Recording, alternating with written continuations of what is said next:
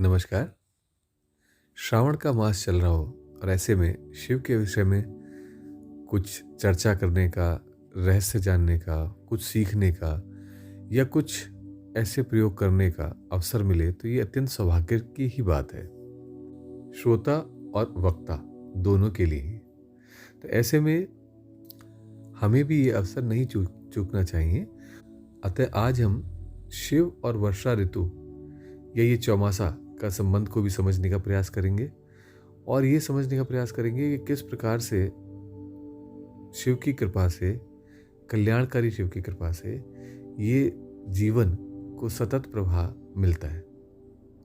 तो इन दिनों की हमारे लिए विशेष महत्ता है, क्योंकि सबसे पहली चीज़, ये सभी प्रकार की हमारे को शांति की प्राप्ति होती है। जो उथल पुथल हमारे अंदर चल रही हो, ऊहा-पोह चल रहा हो, वो पूरी तरह से शांत होने का ये अवसर मिलता है।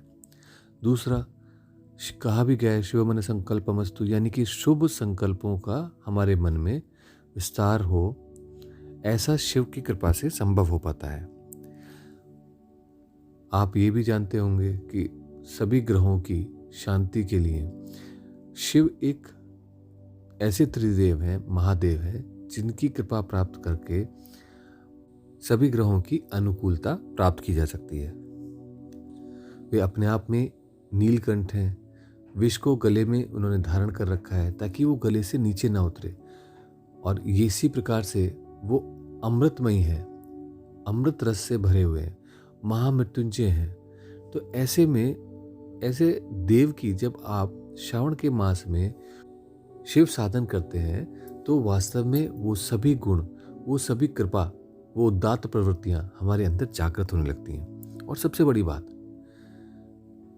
शिव शक्ति एकमात्र ऐसे देव हैं जो दुर्भाग्य को सौभाग्य में बदलने के लिए जिसके पास संभव है, जो कर सकते हैं। अब आप उदाहरण के तौर पे देखिए, मार्कंडेय ऋषि की अल्पायु थी।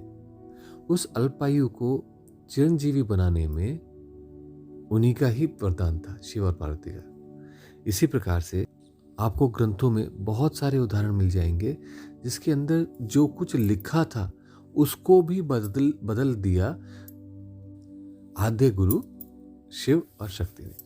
तो इसलिए हम अपने जीवन में कितने भी दुर्भाग्यों से जूझ रहे हों, कोई काम नहीं होता हो, कोई समस्या आती रहती हो, रोग उपज गए हों, शत्रु बाधा हो, किसी भी प्रकार की समस्याएं उत्पन्न हो रही हों और दुर्भाग्य जो है कितना भी प्रयास करने पे जाता ही नहीं हो, तो ऐसे में सौभाग्य की प्राप्ति के लिए इससे श्रेष्ठ दिन और नहीं होते जब हम शिव का उपासना करते हैं। तो इसलिए अब अपने जीवन के निर्माण से संबंधित हम लोगों को ये समझने की भी आवश्यकता है कि ऐसा क्या है जिसके कारण से इन दिनों में जब हम शिव की उपासना करते हैं तो स्वतः ही ये बारिश के दिन कहलाते हैं, बादल बन रहे होते हैं और उसकी वजह से धरती चारों ओर से लहलहाने लगती है। अगर आपने देखा हो गौर से, तो जो धरती पत्ते सारे सूख के गिर चुके थे गर्मी के मारे, वृक्ष बेहाल थे, वर्षा ऋतु के आने के बाद में गर्मी कितनी भी हो, उमस कितनी भी हो, लेकिन चारों ओर आप देखेंगे कि नए नए पत्ते, नए नए फूल, नए नए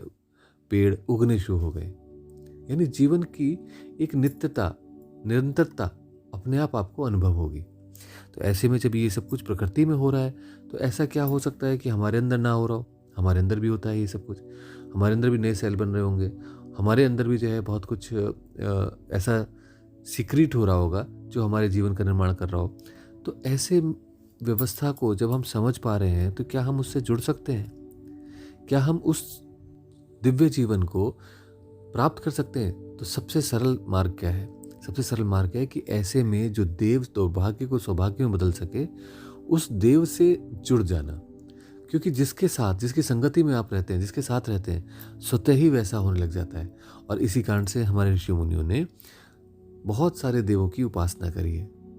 आप उनके साथ रहिए, आप उनको अनुभव कीजिए, उनकी पूजा कीजिए और अपने जीवन में वो प्रवृत्तियाँ, वो जीवंतता, वो चेतना, वो संवेदनशीलता अपने अंदर उतार सकते हैं। तो अभी ये अवसर है भगवान शंकर से संबंधित, तो इसलिए समझते हैं कि किस प्रकार से शिव और वर्षा का संबंध है। वैदिक काल में एक देव को अनुभव किया गया जो अपने आप में रुद्र कहे गए। तो अगर आप देखें तो रुद्र या फायरी या अग्नि, ये जो भयावह हैं, जो सब कुछ जला सकते हैं, समाप्त कर सकते हैं, जो संहार के देवता है, उसको अग्नि कहा गया या रुद्र कहा गया। तो भगवान शंकर वो अवस्था है जिसके अंदर शिव और शक्ति मिलित है। शिव रूप का अर्थ हुआ वो रूप जिसके अंदर शिव और शक्ति मिलित है। किस प्रकार से अब इसको समझने का प्रयास करते हैं। शिव का शिखी वर्ड से लिया गया है, शब्द से लिया गया है। शिखी यानी अग्नि। तो हमारे शरीर में अग्नि तत्व का एक स्थान है और वहां पर वो अग्नि तत्व स्थापित है और वो पूरे शरीर में कार्य करता है। हमारे जठराग्नि होती है, वड़वाग्नि होती है, ये सब कामाग्नि बोली गई, ज्ञानाग्नि बोली गई, ऐसे बहुत सारा कुछ कहा गया, देवाग्नि। तो ये हमारे अंदर अग्नियां हैं। वो अग्नि हमारे अंदर बहुत सारे रसों का निर्माण करती है जिससे हमारा जीवन व्यवस्थित चलता रहता है और वो बहुत कुछ जो हमारे जीवन के लिए अनावश्यक है उसे समाप्त भी कर देती है अग्नि। तो ये एक ऐसा रूप था जो शिखी यानी अग्नि के शी से शिव का शी निकला। दूसरा जो महत्वपूर्ण तत्व हमारे जीवन का है वो है जल, जिसे वरुण कहते हैं। और हमारे शरीर में वरुण तत्व का भी एक केंद्र है और बाकी सारे शरीर में आपको पता ही है पानी बहता रहता है। हम पानी पीते हैं तो ब्लड के रूप में भी चलता है, वो लिम्फ के रूप में भी चलता है, वो जल के रूप में भी हमारे शरीर में चलता फिरता रहता है। तो वरुण का व, तो अग्नि और जल तत्व के मिलन से या उस तत्व को जो रेगुलेट कर रहे हैं वो है शिव। अब ऐसे में अगर आप देखें तो वर्षा का या चौमासे का अर्थ हम तो समझ गए कि बहुत सारे नए नए जीव जन्म लेना शुरू कर देते हैं, बहुत चारों तरफ हरियाली छानी शुरू कर देती है, प्रकृति अपने आप में हरी भरी हो जाती है। बहुत कुछ धरती पर जहाँ जहाँ पानी के सोर्सेज खत्म हो गए थे वहाँ धरती को पानी की प्राप्ति होती है ताकि अपने आप में धरती भी तृप्त हो सके। जीवन की संभावना वहीं पर ही घटित हुई है। अगर आप आदिम काल से देखें जहाँ पर जल की संभावना थी, तो अगर गंगा के किनारे अगर आप देखें तो काशी जैसे पुरातन स्थान ऑलरेडी हैं जो तब भी थे और आज भी हैं। वहीं पर ही मानव सभ्यता का विकास हुआ। तो इसलिए वो जल जब जगह जगह गिरता है वर्षा ऋतु में तो जगह जगह जीवन की संभावनाओं को जन्म देता है। और इसकी क्रिया भी जो जल गिरने की है वो भी शिव की कृपा से होती है, क्योंकि जो अग्नि है वो जब जल के ऊपर होती है शिव, तो जिस समय अग्नि जल के ऊपर होती है पहले होती है तो वो जल को वाष्प बनाती है। अब आप देखिए कितनी सुंदर समझ इससे पैदा होती है। सूर्य रूपी अग्नि जब जल रूपी समुद्र में भरे जल रूपी तत्व को गर्म करती है तो उससे वाष्प बनती है, वाष्प बनकर बादल बनते हैं, बादल बन के वो हवा उसको जगह जगह लेके जाती है और वो हवा से जब कहीं पर पहुंच जाते हैं और कंडेंस होते हैं तो वो कंडेंस कहाँ पर होते हैं, जहाँ पर अच्छा वातावरण हो, और उसके बाद में वो बरसते हैं। और बरसने से क्या होता है, बरसने से वो ग्लेशियर के रूप में जम जाते हैं। जमने से क्या होता है, फिर वो धीरे धीरे धूप के माध्यम से पिघल पिघल के बहते रहते हैं और जीवन देते रहते हैं। तो ये वाटर साइकिल कहलाती है। साइंटिस्टों ने भी यही खोज करी है कि ये वाटर साइकिल की वजह से हमारा जीवन संभव हो पाया धरती पर। तो अगर ऐसा है तो इस वाटर साइकिल का जो मूल है वो अग्नि और जल, ये दो तत्व तो हैं। तो इन दोनों तत्वों को संचालित करते हुए जो रूप है शिव का वो कल्याणकारी है और वो हमारे जीवन को कल्याणकारी बनाता है। अब इसमें आप ये भी कह सकते हैं ग्लोबल वार्मिंग और ये सब, तो बेसिकली क्या है, ये शिव का रौद्र रूप है। अगर आप देखें तो इसको समझने का प्रयास करें आध्यात्मिक रूप से, तो जब अग्नि बढ़ती चली जाएगी और जल कम हो रहा होगा तो क्या होगा, तो जीवन की संभावनाएं नष्ट होनी शुरू हो जाएंगी। और यही तो है वो रौद्र रूप जिसके माध्यम से जो है उसे भी नष्ट कर देगा वो। तो अब दो बिंदु हमें समझ में आए। एक तो ये कि शिव अग्नि और जल के मिलन से बने एक कल्याणकारी देव हैं, रुद्र से डिफरेंट हैं, और ये शिव वो हैं जिनके माध्यम से ये वाटर साइकिल चल रही है। प्रकृति में वाटर साइकिल चलती है और हर वर्ष हमें ये अवसर मिलता है जिस समय जन्म या क्रिएटिविटी सृजन बढ़ जाता है। दूसरा, शिव अपने आप में कल्याणकारी देव है, क्योंकि वही है जो अग्नि और जल दोनों के सम्मिलित रूप से हमारे जीवन को संपन्न करते हैं, सफल करते हैं या संभव करते हैं। आप देखिए, खाना भी जो बनता है हमारा, तो अग्नि के ऊपर भगोने में जल डाल के या दूध डाल के फिर उसके अंदर हम कुछ भी बनाते हैं तो गल पाता है। तो वास्तव में जीवन में जो कुछ भी सफल, संपन्न, संभव करना है तो वो शिव की कृपा से प्राप्त होता है। इसीलिए उन्हें आद्य गुरु भी कहा गया है। अब हम क्या करें, कैसे उनसे जुड़ें, कैसे उनकी कृपा प्राप्त करें? तो उसके लिए एक कथा है जिसमें अमृत मंथन के बाद जब विष का पान किया शिव ने, तो वो अपने आप में अत्यंत ही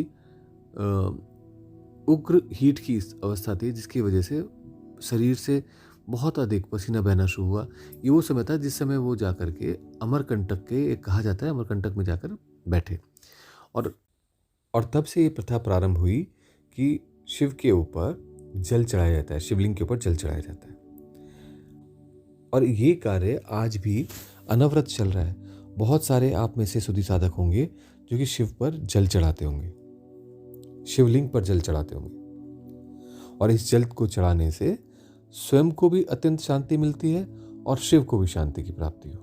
यानी कि ये एक ऐसी व्यवस्था है जिसके माध्यम से मैं एक व्यक्ति, एक इंडिविजुअल को भी सफलता और शांति की प्राप्ति हो, और वहीं उस यूनिवर्सल, उस सारे ब्रह्मांड के देव को भी जो है शांति हम ऑफर करते हैं, ताकि सारा ब्रह्मांड भी कल्याण में हो। इसलिए कहा जाता है कि विश्व का कल्याण हो, तो अपना भी कल्याण हो और विश्व का भी कल्याण हो। ऐसे प्रयोग के लिए आपको करना कुछ भी नहीं है। लोटा भर करके, गिलास भर करके जल ओम नमः शिवाय बोलते हुए, पंचाक्षरी मंत्र बोलते हुए श्रावण के महीने में नित्य प्रति शिवलिंग के ऊपर चढ़ाएं। इसमें बस 2-3 बिंदु का ध्यान रखना आवश्यक है कि जल बहुत ऊपर से ना चढ़ाएं, उसको इतने पास या इतना भी ना करें, बट इतनी दूरी से चढ़ाएं जिसके माध्यम से जल की धारा बंधी हुई शिवलिंग पर गिरे और वो छिटक कर इधर उधर उछले नहीं। तो एक तो ये ध्यान रखना है। दूसरा, आप जिस क्रम से पूजा कर रहे हैं उस क्रम को नोट करके रखें। अर्थात शिव के परिवार पे भी अगर आप जल चढ़ाते हैं तो पहले किस पे चढ़ाते हैं, फिर किस पे चढ़ाते हैं, और क्यों चढ़ा रहे हैं ये बाद में देखा जाएगा, पर इसे नोट कर लें, क्योंकि ये बहुत कुछ आपके अपने जीवन के संबंध में डिस्क्लोज करता है, पॉजिटिव भी नेगेटिव भी, और उसके माध्यम से आगे के जीवन की गति प्राप्त की जा सकती है। तो इसलिए शिवलिंग पर नित्य प्रति कम से कम श्रावण मास में जल अवश्य चढ़ाएं, और उसको समझने के लिए, ऑब्जर्व करने के लिए आप जो कर रहे हैं क्रिया उसको समझें। और जब जल चढ़ाएं तो ये ध्यान रखें कि पंचाक्षरी मंत्र का जाप हो रहा हो, और दूसरा, वो इतनी ऊंचाई से गिरे जिसके माध्यम से वो बिखरे नहीं, वो एक बंधी हुई धारा की तरह से वो शिवलिंग पर से होता हुआ उतरे नीचे। और फिर इसका आनंद देखिए, अनुभव कीजिए। आगे समझने का प्रयास करेंगे पंचाक्षरी के विषय में कि किस प्रकार से पंचाक्षरी मंत्र हमारे अंदर स्वतः ही गुंजरित होता रहता है, और वो इस अवस्था में, इस रूप में गुंजरित होता है जिसके माध्यम से हमारा जीवन अपने आप में कृत्य हो उठता है। तो इसलिए उसको भी समझने का प्रयास करेंगे। तो आज के लिए इतना ही, अगली बार उस पर चर्चा करते हैं। नमस्कार।